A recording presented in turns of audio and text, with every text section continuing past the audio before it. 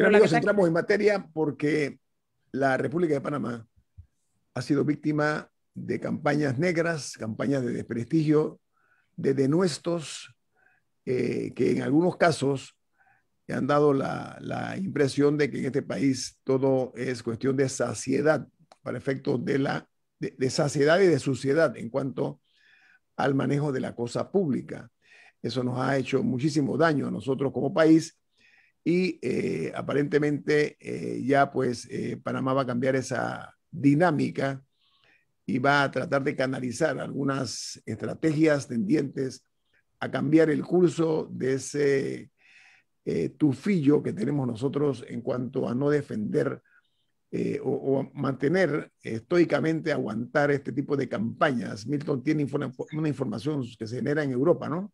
En un medio electrónico español que se llama The Diplomat, dice que la ministra de Relaciones Exteriores de Panamá, Erika Moines, efectuará esta semana una visita oficial a España en el marco de una gira por Europa para presentar Misión Panamá, una estrategia diplomática para promover una nueva imagen internacional del país extremadamente comprometido con los más altos estándares de transparencia. Y luego de esa parada en Madrid, donde se reunirá con la ministra de Relaciones Exteriores española, dice, tras su estancia en Madrid, Erika Moines se trasladará a Bruselas, donde se reunirá con el alto representante de la Unión Europea para Política Exterior y Seguridad, Josep Borrell, que también a su vez es vicepresidente de la Comisión Europea, dice, para abordar la participación de Panamá en el programa Copérnico de la Agencia Espacial Europea y presentar Misión Panamá, un programa de la diplomacia panameña con el que se pretende acabar con la imagen del país como paraíso fiscal para empresas defraudadoras y mostrar, en cambio, una nueva imagen de país extremadamente comprometido con los más altos estándares de transparencia financiera. Así que me parece una iniciativa muy interesante, Sí, sí. importante, que esté respaldada con todas las otras medidas que puede o debe tomar tanto el gobierno panameño como el sector privado panameño a nivel de abogados, de bancos, etcétera, que haya concordancia entre lo que ella está prometiendo a Europa, particularmente en Madrid y en Bruselas, y lo que sucede en Panamá. Sí, mira, hemos sido víctimas de un bombardeo en misericordia de una serie de campañas en contra de nuestro país que han erosionado la credibilidad de nosotros como nación. También ha habido una cuota de irresponsabilidad por funcionarios de gobiernos anteriores que, según dicen los europeos, particularmente los franceses, los panameños, los funcionarios panameños quisieron pasársela, ellos le dicen listos, listo es de vivo, como decimos aquí coloquialmente, ¿no? Y lo que hacían era que cuando se le pedía algún tipo de medida, Panamá postergaba y echaba cuentos. Eso generó la ira en algunos países, pero ojalá es tiempo para que este gobierno logre lavar nuestro rostro un poco sucio, producto de esas malas decisiones. Camila. Sí, hay una opinión de un oyente en el Facebook Live, la oyente María Patricia, que dice, los hechos valen más que las palabras, y mientras Panamá siga demostrando corrupción flagrante e impunidad en todo, de nada sirve que intenten lavarle la cara las palabras de ningún funcionario. Y creo que es un poco lo que estaba apuntando el señor Milton, y es algo, uno de los reclamos que se le ha hecho a Panamá constantemente, a pesar de que Panamá sigue aduciendo que es una campaña de desprestigio. Sea o no, al final, la pregunta que se le tiene que hacer a cualquier persona es, ¿Panamá toma las medidas necesarias para prevenir el lavado de dinero? Bueno, vemos muchísimos casos que no están resueltos. ¿Panamá castiga el lavado de dinero? Efectivamente. Y si las respuestas a esas preguntas son no, seguir diciendo que es que nos están insultando, que nos quieren dañar nuestra imagen. Si nosotros no defendemos nuestra imagen con acciones, poco podemos reclamarle a los demás cuando nos echan en cara estas cosas. A pesar de que si se dice que es estratégico otros países que hacen lo mismo o no, bueno, es como cuando los papás le dicen a los niños que se portan mal, y los niños dicen que es que los demás lo hacían también. La pregunta es si Panamá se está portando mal. Y esa pregunta aparentemente se niegan a responderla la mayoría del tiempo, pero los casos judiciales están ahí. Sí. Entonces, sí me parece importante que Panamá sea cónsono con la imagen que quiere vender en el extranjero. Y mientras y mientras no se vean resultados, poco podrá hacer nuestra diplomacia. Estoy muy de acuerdo con esta oyente. Pero tenemos un sistema esclerótico en cuanto al manejo de la parte diplomática en Panamá. Yo creo que hay que comenzar a... No, yo saludo los intentos de la canciller. Esa parte, ese es su trabajo, y si tiene un plan, excelente. Si ella va a hacer todo esto, pero si ella va a hacer ese trabajo, tiene que haber gente aquí en otros puestos que son responsables de que lo que ella dice sea verdad. Sea cónsono. Me gustaría conocer el alcance de la estrategia de esta misión Panamá, porque pienso que no debe quedar en un lavado de imagen sobre si aquí en Panamá la banca, los abogados, las empresas de contabilidad o de seguros se prestan para esquemas de evasión fiscal o lavado de dinero, que es la acusación tradicional. Tiene que ir más lejos. El día que nosotros veamos a empresas alemanas, británicas, creo que también francesas, que estén licitando los proyectos que se hacen en Panamá, ahí habremos dado un cambio significativo, porque esas empresas, junto con las norteamericanas, no participan en licitaciones en Panamá por la percepción de que una empresa que no paga soborno no se va a ganar ningún contrato.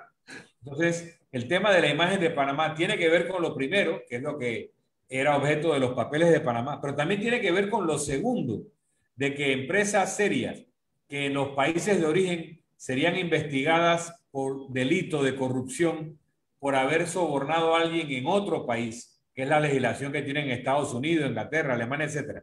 Cuando esas empresas empiecen a venir a licitar y a ganarse licitaciones, sabremos entonces que en Panamá ya no pecamos de eso. Y esa misión Panamá debe cubrir todo eso, porque no se puede estar medio en cinta. ¿Okay? O estás en cinta o no estás en cinta.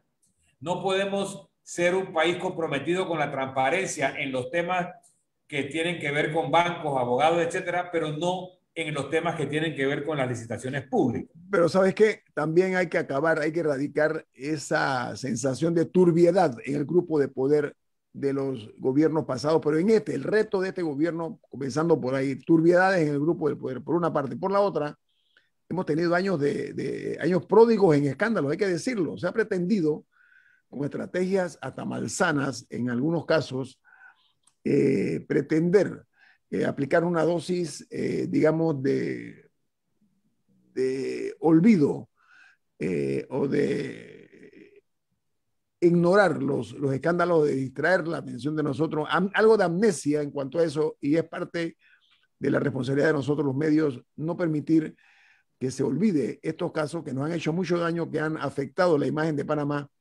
que hay mucho trabajo que hacer en ese sentido. Tampoco es la cosa tan fácil que llegamos, hablamos y ya. No, hay un problema de credibilidad que se ha ido sembrando y ahora estamos cosechando esos mismos efectos de estas malas decisiones que se han tomado en nuestro país. Entonces, yo espero y confío que esta iniciativa de la canciller, que dice Milton, sea una estrategia bien estructurada, que vaya respaldada por hechos reales, donde se deje a un lado los intereses de siempre, los intereses malsanos de los que ven primero resolver sus problemas de sectores muy, muy definidos, en lugar de buscar en la solución a la marca país, que es Panamá. Diga, Camila. Tenemos que ir a un cambio. Lo que sí me causa algo de intriga es el tema aeroespacial, que me interesa averiguar un poco más. Te doy información, lo tengo aquí a mano, porque tal vez algunas personas estarán pensando si se va a enviar al espacio a alguna persona. Y no, el programa Copérnico, anteriormente llamado Global Monitoring for Environment and Security, también conocido como Copernicus, es un proyecto dirigido conjuntamente por la Agencia Espacial Europea y por la Unión Europea a través de la Agencia Europea de Medio Ambiente, que pretende lograr una completa, continua y autónoma capacidad de observación terrestre de alta calidad, cuyos resultados sean accesibles libremente para la comunidad científica o cualquier otra persona interesada. El objetivo general es proveer de información exacta, fiable y continua para, entre otras cosas, mejorar la gestión y conservación del medio ambiente, comprender y mitigar los efectos del cambio climático y asegurar la seguridad civil. Pretende agrupar diferentes fuentes de información de satélites medioambientales y bases terrestres para proporcionar una visión global del estado de salud de la Tierra. El programa inicialmente se llamó Global Monitoring for Environment Security, GMS. Así que okay. sí, Panamá tiene algo que decir. En Panamá hay un hub humanitario. Panamá es un lugar donde se monitorean temas climáticos desde la época norteamericana por el canal. Así que creo que Panamá tendría algo que contribuir con un programa de esta naturaleza. No, suena fascinante. También es un incentivo para la comunidad científica en Panamá que afortunadamente ha ido creciendo en los últimos años gracias a una serie de programas e iniciativas y también de muchas ganas de la gente que a pesar de la falta de apoyo ha logrado salir adelante y tenemos científicos de primera en nuestro país. Y ojalá esa comunidad siga creciendo y este tipo de cosas verdaderamente les da esas oportunidades de trabajo, porque de nada sirve que un científico panameño se prepare y tenga los conocimientos si no encuentra empleo y termina dando clases de ciencia en una escuela porque no le queda otra opción. No, pero además me parece fascinante. No le sirve de estímulo además a jóvenes que estén interesados en este tipo de carreras, que vean que hay posibilidades por parte de nuestro país. Así que enhorabuena que esto esté sucediendo. Ya tengo un corte comercial. Esto es InfoAnálisis, un programa para la gente inteligente. Bueno, miren, hay una noticia interesante que vamos a analizar y es que la Sala Tercera de la Corte Suprema de Justicia concluyó que es ilegal el decreto número 025-2019 de 1 de agosto de 2019 que fue emitido por el alcalde actual, José Luis Fábrega, sobre las multas por estacionar vehículos sobre las aceras, las zonas verdes y los espacios públicos. Los magistrados de la Corte determinaron que en dicho decreto no se tomó en consideración lo que está dispuesto en la reglamentación del tránsito vehicular, la ATTT, el cual establece sanciones y multas al momento de incurrir en este tipo de infracciones. Igualmente dijeron los magistrados que el alcalde invadió competencias que son de la ATTT, competencias propias de esta institución, y que los residentes del Distrito Capital estarían expuestos a una doble sanción por la misma infracción. Esto es un duro golpe para el alcalde del Distrito Capital, pero es un reto también para la autoridad del tránsito que tiene que asegurar de que se cumpla con el reglamento del tránsito, que la gente se estaciona muy mal en esta capital de la República y además de el alto volumen de vehículos que transitan por la urbe capitalina. Lo pongo sobre la mesa. Bueno, esto se debe también, Guillermo, al exceso de instituciones. Nosotros estamos creando e inventando instituciones a todo tren. Entonces, los alcaldes, los corregidores también tienen una función, pero como todos los días inventamos una nueva institución, entonces le estamos quitando funciones a los corregidores, a la propia policía del tránsito, que todavía no sabemos qué funciones le queda en materia de tránsito y de boletas, porque esta es una boleta que muy bien pudiera imponer el propio tránsito y que no tuviera la necesidad de acudir ni el alcalde, ni el corregidor, ni ninguna otra institución. Rubén, el problema mayor, ¿usted sabe cuál es? Que el alcalde Fábrega, en su decreto, fijaba multas entre $500 y $2,000 a los dueños de vehículos que estuvieran mal estacionados o que se ubicaran en isletas y aceras de la comuna capitalina. Esto en su momento fue denunciado por un abogado muy activo que es el doctor Ernesto Cedeño.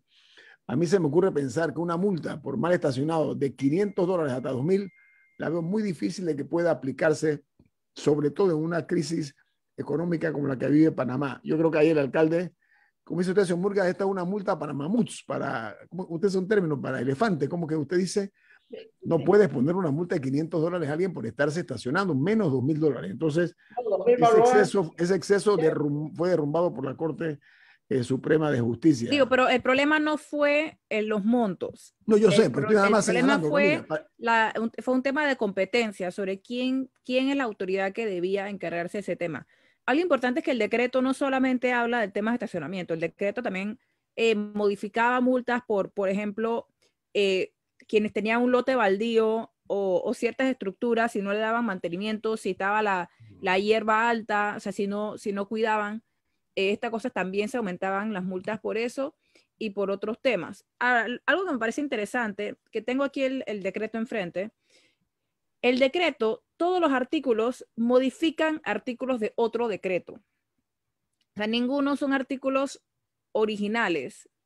Y me parecería interesante si esta decisión de la Corte tumba un decreto que modifica esta lista de otros decretos, porque dicen que no es la competencia del municipio. Entonces, los decretos originales también hay que revisarlos o simplemente se quedan como estaban originalmente y es un tema de que el municipio no podía tomar la decisión de cambiarlos. Ok.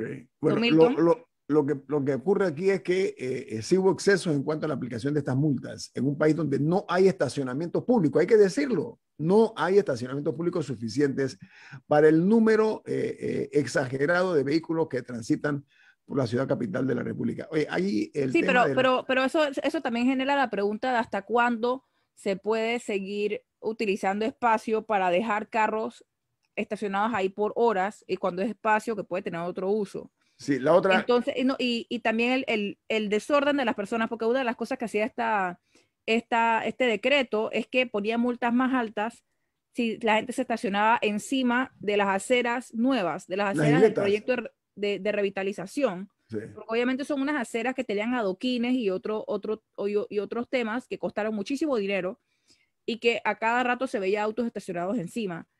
Así que también hay un tema de desorden por parte de la población que se estaciona en áreas donde no debe, que bloquea las rampas de los discapacitados y que, o sea, hay un tema de responsabilidad de ambas partes y también la necesidad de mejorar el transporte público para que así no haya tanta necesidad de sacar un auto. Mira, hay que ver algo también. Estas multas tan elevadas, lo que promueven es la corrupción. Hay que tener cuidado con eso. Eso es una fuente de corrupción, porque en lugar de pagar $500, $2,000, le dan una ayudita a un funcionario o a varios, como ha ocurrido anteriormente, para lograr eliminar la multa. Eso hay que verlo. Yo creo que hubo exceso en eso. Tal vez la intención del alcalde Fábrega era buena, pero creo que hubo una distorsión. Pero el reto, en este caso, es para la Dirección de Tránsito. Hay que poner mayor cantidad de unidades del tránsito a que caminen o anden en bicicleta por todas las calles de la capital. Van a encontrar allí muchos ingresos para el Estado en cuanto a la cantidad de multas que van a imponer, porque nosotros tenemos una subcultura de estacionarnos en cualquier lugar, casi que dentro de los locales que vamos a visitar. Un cambio en cuanto al tema. A ver, hay países que son como un panteón, como un cementerio ante los miles de muertos que ha dejado la COVID-19. Eso es una realidad. En Panamá, el comportamiento de la COVID, nuestro país lo ha enfrentado de una forma muy firme en cuanto a la vacunación.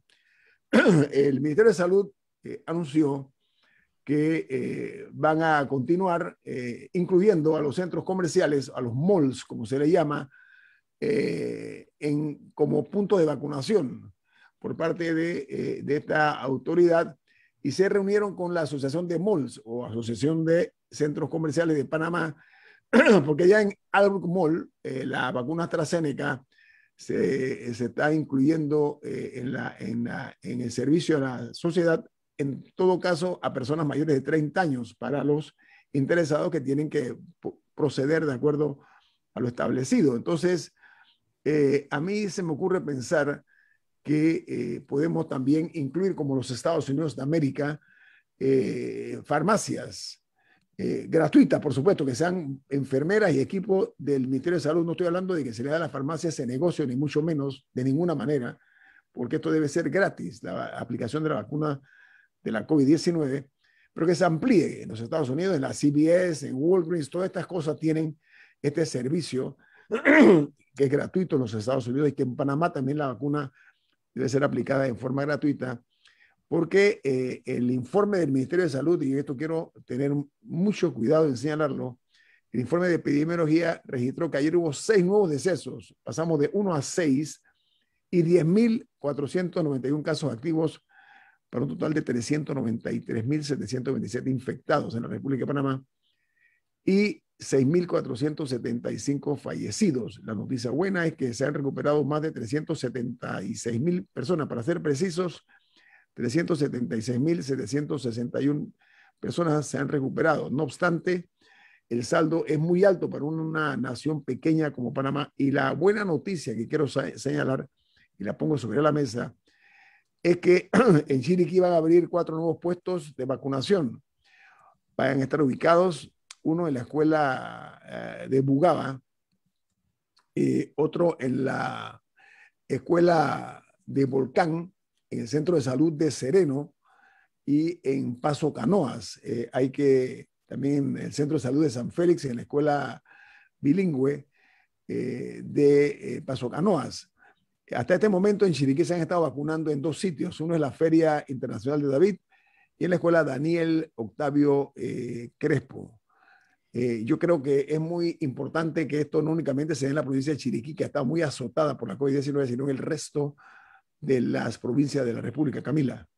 No, definitivamente es positivo que haya que la vacuna esté más cerca de la gente, que haya mayor disponibilidad en más centros de vacunación, siempre y cuando se pueda cuidar la cadena de frío que requiere cada una de las distintas vacunas. En ese sentido, la AstraZeneca es mucho más sencilla que la de Pfizer de mantener de manera correcta. Pero estoy de acuerdo con que si se toma la decisión de ampliar, sí debe garantizarse que va a ser de manera gratuita. Por ejemplo, los hospitales privados llevan meses pidiendo que los incluyan en la vacunación y no veo por qué no podría ser así, igual con farmacias que estén más cerca de la gente que necesariamente un terreno de una feria o un centro comercial que puede que esté más lejos, pero yo sí estaría de acuerdo con tal que fuera de acceso gratuito a las personas. Entregadas por el Ministerio de Salud. Nadie tiene por qué sacar provecho económico de unas vacunas que el Estado está comprando. Sí, yo estoy de acuerdo también. Tiene que ser gratuita. Si quieren hacerlo en farmacias, que las farmacias entiendan que tiene que ser el Ministerio de Salud y que tienen que aplicarse gratuitamente. Yo creo que hay que viabilizar. Lo que sí es importante es encontrar la manera de llevar las personas a los centros de vacunación o que se hagan barridos en comunidades o llevarlas. No tengo la data, pero estaría muy interesada en conocer cuál es el grado de aceptación y de rechazo a la vacuna en las comunidades, porque sí hemos visto que hay ciertos centros de vacunación que han estado vacíos y que han estado circulando información de que la gente vaya a aplicarse las dosis. Y verdaderamente Panamá en general siempre ha sido un país donde tenemos una buena política de vacunación, donde la gente va y se pone su vacuna, se la pone a sus hijos. Y sería muy lamentable que la crisis se extienda si existe algún tipo de reticencia por parte de la población de vacunarse. Y si es así, hay que brindarle la información a la población y explicarles la seguridad de las vacunas. Y hay que saber qué es lo que está pasando a nivel comunitario, que ojalá no haya campañas antivacunas a nivel comunitario que estén espantando a la gente de ir a vacunar. Pero la respuesta debe ser de invitar a la gente a ir, facilitarles el acceso, darles la información para que vayan. No solamente juzgar a una persona que no se quiera vacunar, sino darle las herramientas necesarias para que quiera acudir a ese centro o que acepte la dosis. Hay que hacer docencia por una parte, estimular a la gente para que se vacune. La importancia de la vacunación ha bajado los números en muchos países, pero lo que se denomina la devastación social que nos está dejando la pandemia aún no está reflejada del todo, el impacto, el efecto de esto. Lo que hay que tratar es de poner un muro de contención a la posible repunte de esta pandemia y no podemos aflojar, porque yo estoy viendo ahí que hay sitios donde han vuelto a las fiestas, donde la gente no utiliza la distancia social, no utilizan mascarillas, tapabocas o cubrebocas. O sea, hay un relajamiento en ese sentido. Pero al mismo tiempo también hay que recordar que el gobierno expandió el límite de personas que podían ir en transporte público. Antes era 50% y también hay que buscar si hubo una relación con que lo subieron a 80%, que es un tema complicado porque la gente necesita llegar a sus casas. Entonces, sí hay un tema de que al limitar la capacidad del transporte, se le dificulta a las personas regresar a sus casas o llegar a sus trabajos. En ese caso, la respuesta del gobierno debía ser, habría que estudiar cuál fue, debía ser ampliar, expandir la capacidad, o sea, tener más buses, más rutas, más frecuencia. La verdad no cuento con la información sobre si eso se dio o no, pero es importante saber que no solamente están las fiestas, etcétera, andando, sino que también se expandió la capacidad del transporte público y habría que ver qué relación guarda eso con el aumento de casos. Vamos al corte comercial. Esto es Info Análisis, un programa para la gente inteligente. Miren, amigos oyentes, la Asamblea Nacional enfrentará un nuevo reto, un nuevo desafío, porque va a entrar a manejarse el nuevo periodo de sesiones. Yo quiero poner por delante que deben los diputados ver más el bien individual, que nunca debe estar por encima del bien común. Entonces, ojalá los diputados se convenzan de la necesidad de que en esta difícil cruzada que hay contra la COVID-19 y el flagelo que representa, tomen medidas inteligentes, pero sobre todo claras en cuanto a los beneficios para el país. Porque en este nuevo periodo de sesiones de la Asamblea Nacional hay temas muy puntuales que se van a tratar. Por ejemplo, están las reformas electorales. Está el tema también de los contratos, tanto en el sector portuario como en el sector minero. Está también el tema de los 3 magistrados que van a tener que ser nombrados en la Corte Suprema de Justicia, entre otras cosas. Entonces, este tipo de situación que se nos presenta, bastante inusual en las condiciones que estamos nosotros transitando ahora mismo como país, creo que vale la pena que los diputados se llenen de valor, pero sobre todo de una dosis de dignidad y de respeto a sí mismos, y que hagan el acopio de fuerzas para hacer las cosas bien en este país. Camila. Bueno, hablando de acopio de fuerzas, la semana pasada se dio a conocer que la bancada de Cambio Democrático votó por apoyar al candidato del PRD a la presidencia de la Asamblea, Cristiano Adames, el diputado Cristiano Adames. Una movida interesante, digo, ya se ha dado en ocasiones anteriores que se suman a estos intentos. Lo interesante es que hay al menos 4 diputados de la bancada que tomaron distancia y decidieron votar en contra de esta decisión. Una de ellas fue la diputada Ana Giselle Rosas, quien tuiteó la semana pasada lo siguiente. Dijo: Cambio Democrático es un partido que lidera y propone, no es un partido segundón. Por esa razón, como diputada Cambio Democrático, no soy parte de ningún pacto o negociación política, donde nuestro partido sirve para limpiar el desastre que este mal gobierno viene haciendo. Entonces, me parece una señal interesante de lo que podría ser el rol de Cambio Democrático en los meses que vienen, el año que viene, que al final son votos que el PRD no necesitaba, porque el PRD ya cuenta con una mayoría de 40, si se cuentan los 5 del Molirena, porque son 35 del PRD, 5 del Molirena, que es el partido de alianza, a no ser que no estuvieran seguros de ser un conglomerado, de tener un voto sólido.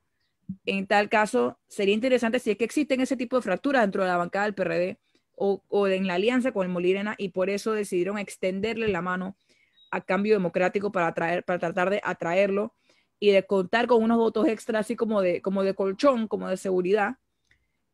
Hasta el momento se desconoce por lo menos no he visto una posición por parte del partido panameñista, y la bancada independiente lo más probable es que proponga un candidato, pero no sabemos qué van a hacer los 8 diputados de la bancada panameñista hasta el momento. Eso es parte de los misterios de la política panameña. Eso que vemos nosotros, los intereses personales y de grupo van por encima de cualquier tipo de sentimiento o resentimiento.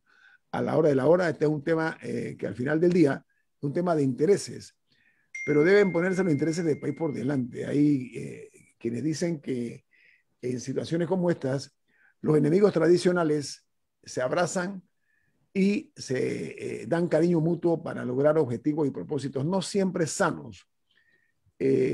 este tipo de alianzas lo hemos visto mucho en la política panameña, no es nada nuevo, Camila, esto es de vieja data.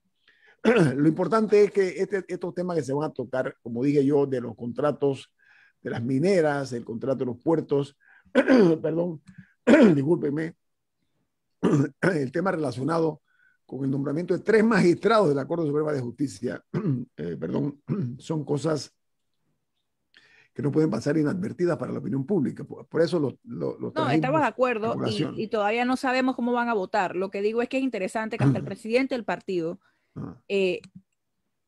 también rechazó este acuerdo. Entonces, si el presidente del partido rechaza el acuerdo y hay 4 diputados, o sea, eso denota. La pregunta es qué ganan los 14, creo que son 14 diputados de Cambio Democrático que votaron a favor. O sea, claramente tuvo que haber habido algún tipo de negociación ahí. Y la pregunta es quién gana y quién pierde. Señor Murgas, ganadores y perdedores, héroes y villanos. Yo creo que Cambio Democrático está pagando el precio del silencio excesivo que ha guardado en la actual administración. O sea, tú estás en política y tú tienes que no decir que tú eres oposición y te pones un herrete en la frente y ya. No, tú tienes que actuar diariamente en ese sentido. En la Asamblea se han dado ejemplos increíbles. Mireya Moscoso una vez no podía gobernar, la tenía trancada el PRD y ella negoció con una figura, Titi Alvarado, y rompió una mayoría y le dio votos a Titi Alvarado para que alcanzara la presidencia. El diputado. Titi Alvarado, para que alcanzara. Okay. Pero eso es normal en la Asamblea, Guillermo. Porque después el PRD aceptó que Pedro Miguel González y otros dijeron que lo que había hecho en su momento Titi Alvarado era lo correcto.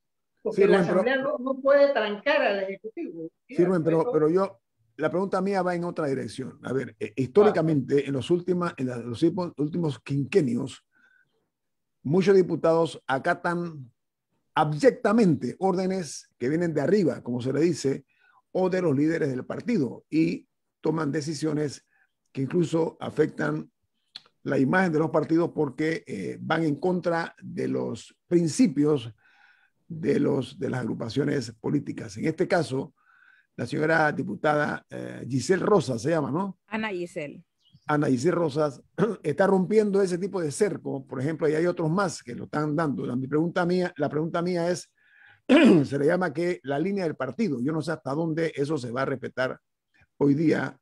Como dije, que siempre han sido muy sumisos algunos diputados. Creo que hay algún tipo, si no de rebelión, de alzamiento en cuanto a la individualidad. Milton. Sí, el tema de quién preside el órgano legislativo en un sistema presidencial no es de tanta relevancia, o por lo menos no aparentemente. El presidente de la Asamblea Nacional no es el jefe de los diputados. Puede ser presidente de la Asamblea Nacional y cada diputado votará o dirá lo que le dé la gana, porque esa es su facultad constitucional. Pero, ¿por qué es importante esta elección en los temas que ha planteado Ñito, por ejemplo? Porque la Junta Directiva de la Asamblea decide el orden del día. Y para alterar ese orden del día se requiere constituir una mayoría en el Pleno que altere ese orden del día. Entonces, si hay un proyecto de ley o de contrato ley o lo que sea, que la directiva de la Asamblea no desea que se discuta, lo ponen al final. Y si hay un tema que quieren que se discuta, pueden ponerlo al principio. Entonces, el control del orden del día es muy importante. El control del debate, dar la palabra, quitar la palabra, declarar fuera de orden, es algo que hace el presidente de la Asamblea o el vicepresidente que está encargado de presidir en ese momento por ausencia del presidente. También se puede facilitar o no que se apruebe algo o que se dilate la aprobación de algo, incluso declarando recesos para salvar una situación o declarando recesos para que no se llegue a una decisión en tal o cual momento. Entonces, sí hay una importancia. Ahora, en otros países, por ejemplo, Gran Bretaña, el Speaker of the House, aunque sale de alguno de los partidos, cuando asume el cargo se desvincula de su partido porque él tiene que garantizar independencia. Así no es en Estados Unidos, donde la actual Speaker of the House, Nancy Pelosi, y todos los que han ocupado ese cargo son la tercera posición en el orden de sucesión de la presidencia de los Estados Unidos, y sí es un cargo que mantiene su perfil político partidista. Ahora, ¿qué otra cosa hace un presidente? Y sé que nos estamos yendo, se acaba el tiempo, pero un presidente de la Asamblea, por lo menos en Panamá, administra muchas de las partidas presupuestarias de la Asamblea. Es el que autoriza los viajes, los viáticos, ciertos nombramientos, es el que nombra en la Asamblea los cargos. Y en caso de que la Asamblea aprobara una ley por insistencia en contra de la voluntad del Ejecutivo, es quien firma una ley en sustitución del presidente de la República. Así que hay una relevancia, pero termino diciendo que lo que estamos viendo aquí es una relación entre una parte del CD y una parte del PRD que pudiera no solo estar en rebeldía frente al liderazgo del CD de Rómulo Rux, sino que pudiera estar configurándose en una rebeldía o por lo menos un distanciamiento del propio Ejecutivo presidido por el PRD. Bueno, Milton, tú dijiste lo clave. Es el hombre que reparte el maná. Es el hombre que da los viajes, el que da el dinero, los apoyos, etcétera. Esa es la importancia del presidente de la Asamblea, independientemente de quién sea. Bueno, nos vamos porque ya viene Álvaro Alvarado con su programa Sin Rodeos aquí en Omega Estéreo.